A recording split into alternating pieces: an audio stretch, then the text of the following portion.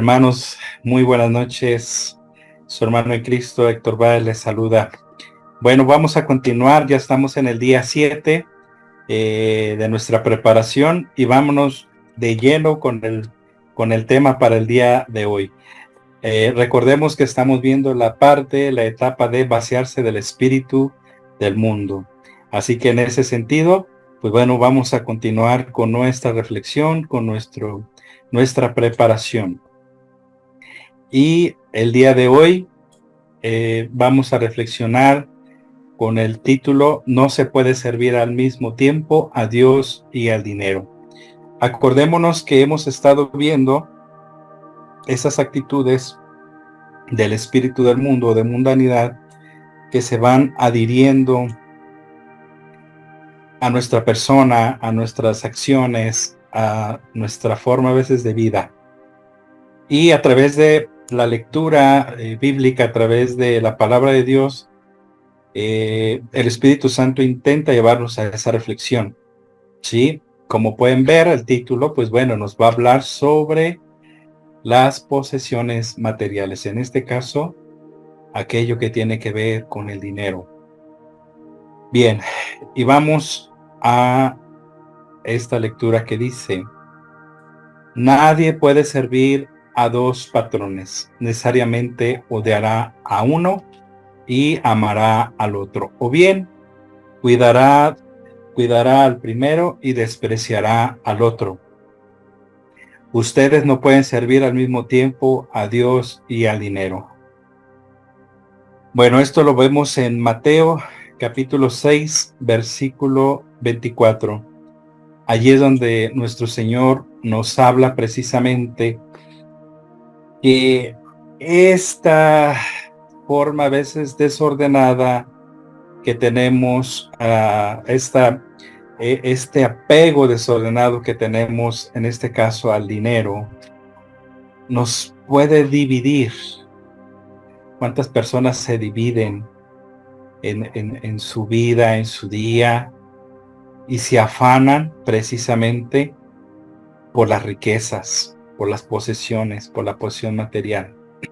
Y si bien tenemos que trabajar, y si bien tenemos que buscar el sustento, precisamente lo debemos hacer de manera muy ordenada, de manera que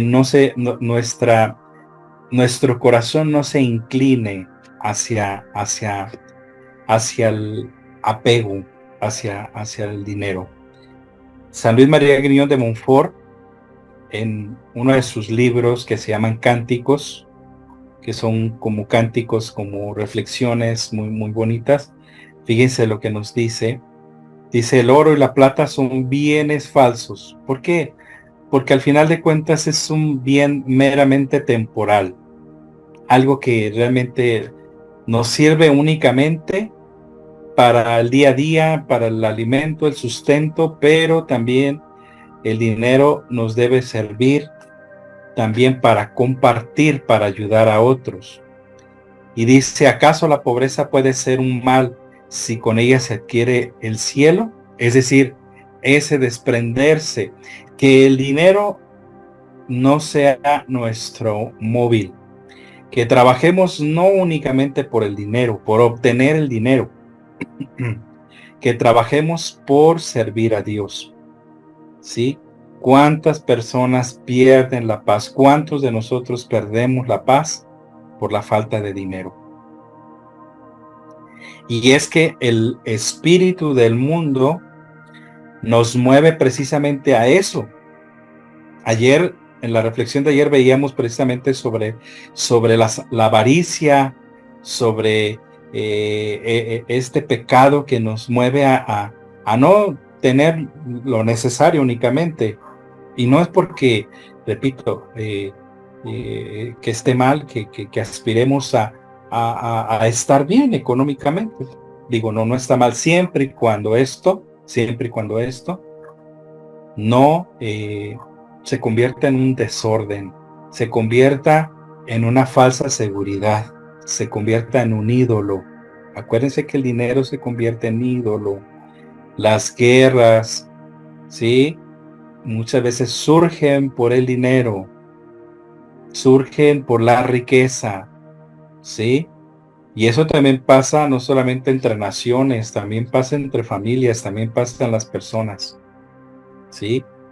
Y luego nos dice también lo siguiente, dice, el dinero es la divinidad, qué cosa tan tremenda, a la cual el mundo, acuérdense, el mundo, estamos hablando del espíritu de mundanidad, de aquel que vive sumergido en este espíritu de mundanidad, ¿sí?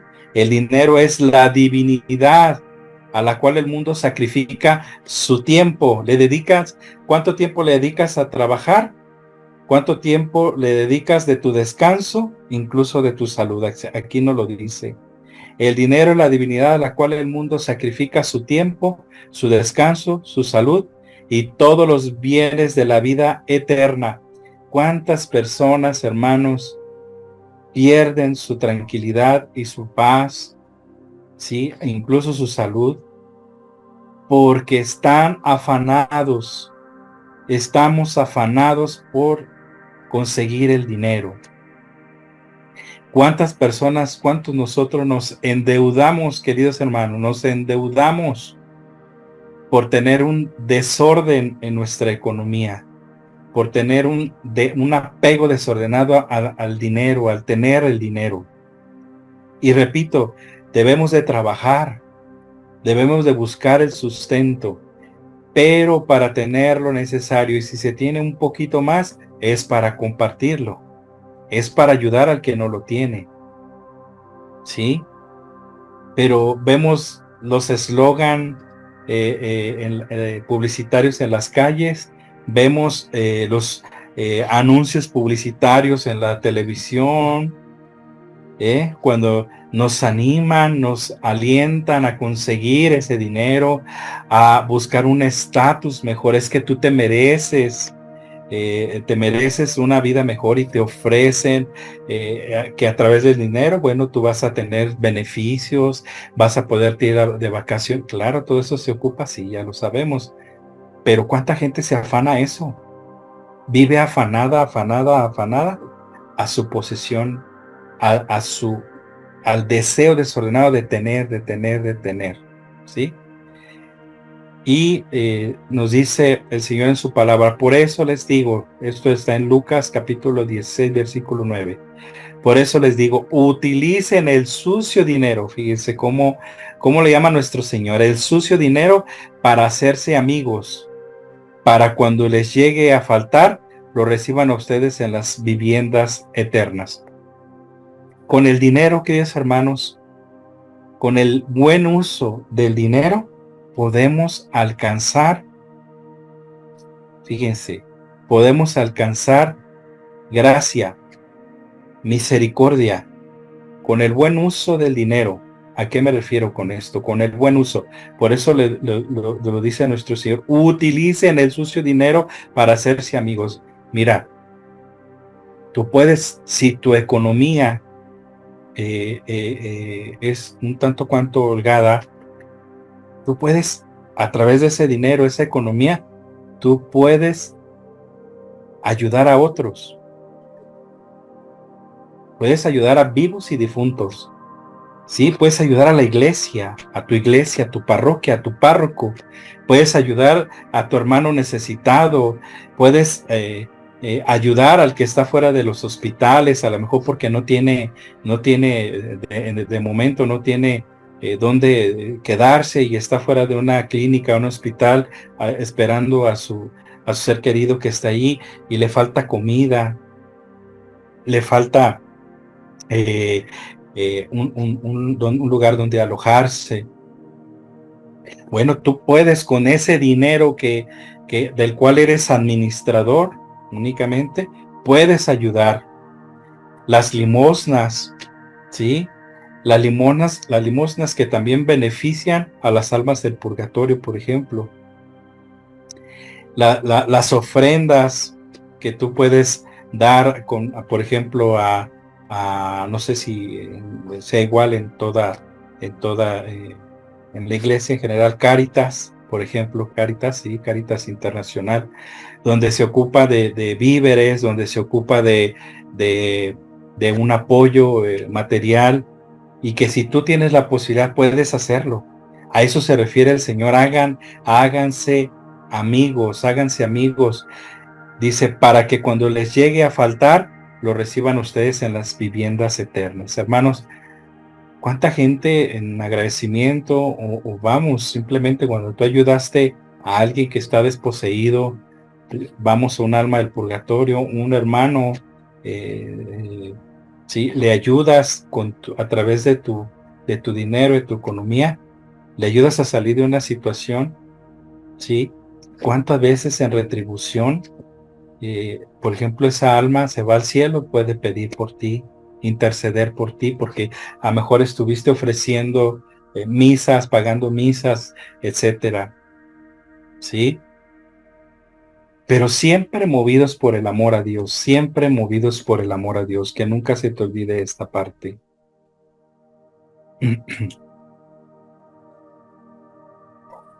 Porque está, queridos hermanos, dentro de ese deseo desordenado del dinero, entra el pecado de la avaricia.